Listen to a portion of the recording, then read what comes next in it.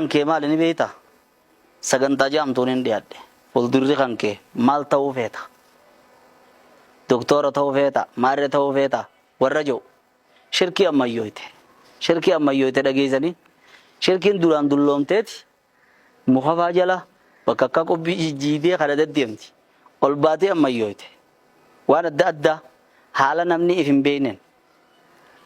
rabbiin subhaanahu wa ta'ala addunyaa tanarratti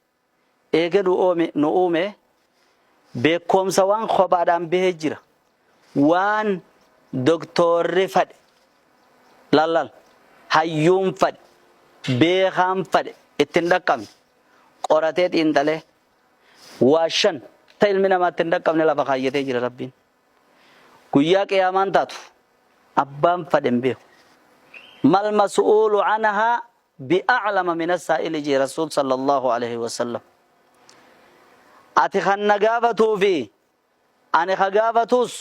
walqixa barnoonni keenya ati kan nagaafatuu fi an kagaafatamus waa'ee qiyaamaan guyyaa taatu keessatti mallattoo yoo taate malee qiyaamaan guyyaa hanganaa fi hanganatti bara manaarratti akkasii argamti jechuu namni tokko hin beeku takka talammaffaa yeroo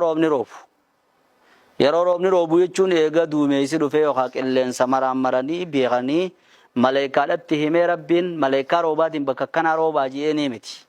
qaama warroonni addunyaa irratti warri haalataa qilleensaa maraamaru yookiin haalataa isaa waa'ee qilleensaa qoratu akkanatti himanii roobni bakka kanaa fi kana rooba guyyaan ganaa kanaa fi kana rooba ji'aan kanaa miti odoon fi hin uumamne roobni san odoo rabbiin hin uumin namni beeku hin jiru amma fakkeenyaaf rooba amataa kan waggaa as deemu namni beeku hin jiru jechuudha ka eega uumameeti miti yeroo roobni roobus namni beeku hin jiru eega rabbiiti kanaas isumaa qabatee jira ka eega inni qilleensa irratti uumee namni maraamaree nama beeksise kanaa miti ya'lamuuna zaahiran min alhayaati duniyaadha kun ka rabbiin nama beeksise kanaa miti lama kasadaffaadhaati jechuudha eega yeroo roobni roobu waan gadaamee isaa keessa jirus ilmi namaa tokko hin beeku ilmi namaa tokko beekuu hin danda'u eega ru'een itti afuufamtee dhiira wannichi keessa jiru san intala gurbaadha beeksifamee maleekaanuu beeyte kan achi booda doktorri yookiin kompiitara irra kaayanii gurbaadha garaa qabda intala garaa qabda jaan kanaa miti yeroo bishaanii osoo wanni takka ittiin uumamin wanni kun gurbaadha intala namni beeku hin jiru waan garaa keessa jiru abbaan fadhe hin beeku jechuudha ammas waan boru ta'u waan if dura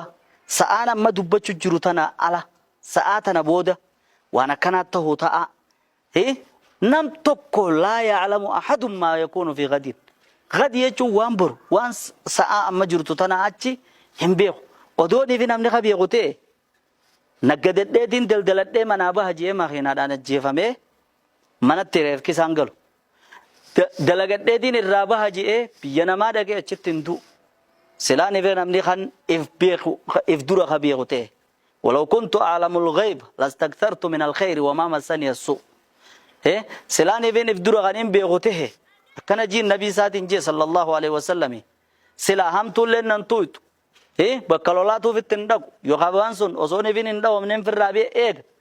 أماس دي بي bara abar duratin dura wali qabadda jeeni je nam tokko abbaan fade waan takka waan gana baru ta'u namni beekun jiru jechu waan sa'a amma jiru tanarra sa'a tana booda waan dhufum beeku amma akkasuma tashanaf faadha umura irratti wama tadri nafsun bi ayi ardin tamut lubbuun takka bakkatti duutum beetu namni kun abbaa bahara darbamu qadu harka namaatti du ka ibiddaan gubamu ka fannefam kabineensi nyaatu kasiree irra du'ee namni awwaal bakka itti duus bakka nam tokko bakka itti du'us ka beeku